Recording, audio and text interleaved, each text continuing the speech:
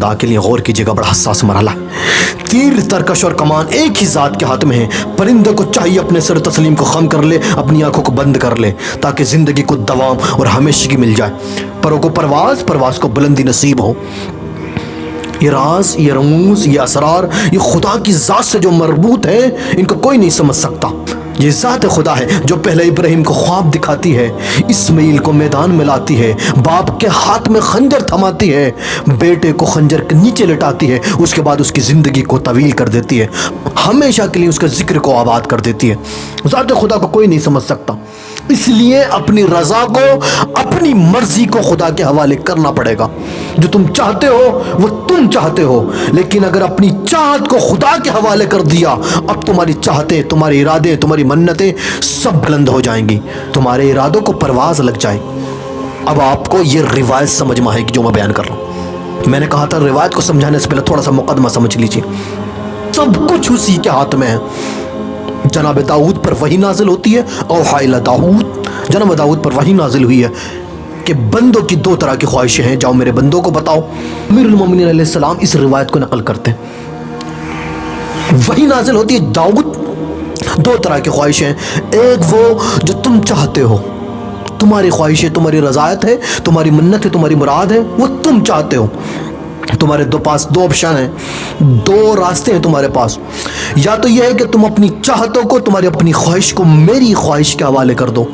ممکن ہے تم نے سماج میں، سوسائٹی میں، لوگوں میں کسی کی خوشی کو دیکھتے ہوئے، کسی کی آسائش اور ترقی کو دیکھتے ہوئے اپنے دل کے اندر ببولے کی طرح کسی تمنا کو جنم دے دیا ہو۔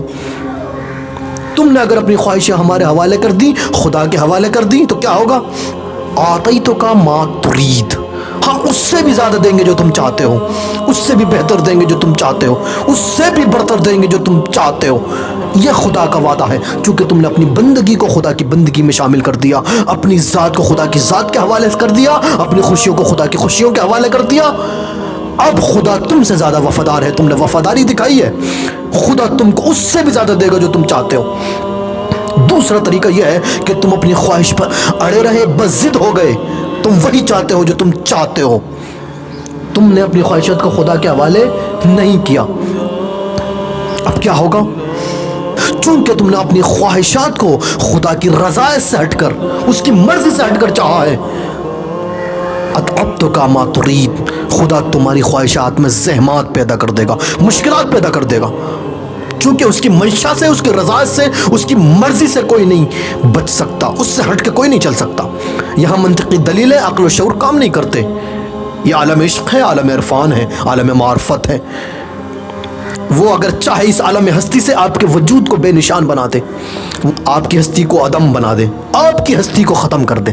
آپ کیا ہے اس کے سامنے؟ وہ خالق ہے آپ کا، آپ کی خواہشات کا، آپ کی تمناؤں کا، آپ کے ارادوں کا، وہی خالق ہے۔ آپ کو یہ ماننا پڑے گا، آپ کچھ بھی نہیں ہے اس کے علاوہ، اس کے بغیر کچھ بھی نہیں ہے، آپ کے وجود کا تصور تک نہیں۔ اس لیے وہ چاہو جو خدا چاہتا ہے، تاکہ آپ کی چاہتوں سے زیادہ خدا آپ کو دے دے، ورنہ اتعبتک ما ترید، آپ کی زحمات میں مشکلات پیدا ہو جائیں گی، آپ جو چاہتے ہیں وہ حاصل نہیں ہو پائے گا۔ اور جب ایسا ہوگا تو پھر نتیجہ کیا ہے؟ مولا فرماتے ہیں، جناب داؤد سے خدا نے فرمایا، خدا کے لیے درد دل سے، احساس دل سے، معرفت دل سے ان جملات کو محسوس کیجئے، اس روایت کو محسوس کیجئے۔ خدا اپنی ذات کے، اپنے ارادے کا فلسفہ بیان کر رہا ہے، اس کو محسوس کیجئے۔ نتیجہ کیا نکلے گا؟ ثم لا یکون الا ما یرید، آخر میں وہی ہوگا جو خدا چاہتا ہے، چاہے تم چاہو یا نہ چاہو، ہوگا وہی جو خدا چاہتا۔ اس سے بہتر یہ ہے اپنی رضایت کو، اپنی مرضی کو، اپنی خوشی کو، اپنی منت و مرادوں کو خدا کے حوالے کر دو۔ آپ بچ نہیں سکتے۔